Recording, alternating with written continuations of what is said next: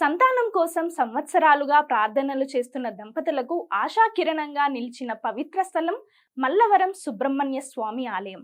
తూర్పుగోదావరి జిల్లా గొల్లప్రోలు మండలంలోని ఈ క్షేత్రం సర్పదోష నివారణ, కుజదోష శాంతి, సంతాన ప్రాప్తి కోసం ప్రసిద్ధి చెందింది.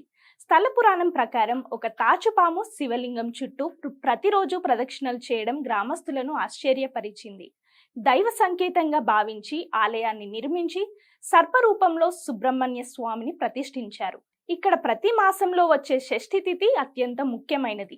దంపతులు ఒక రోజు ముందే చేరుకుని ఆలయంలో నిద్ర చేసి ఉదయం పవిత్ర స్నానం చేస్తారు.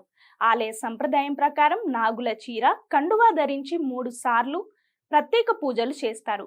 అర్చకులు ఇచ్చే విభూతిని భక్తితో నిత్యం ధరించాలి. వైద్యపరంగా అనారోగ్యం నయం కాదని చెప్పిన వారికి కూడా ఇక్కడ స్వామివారి అనుగ్రహంతో నయమైందని చెబుతారు. నాగుల చవితి రోజున స్వామిని స్మరించిన పుణ్యం లభిస్తుందని విశ్వాసం.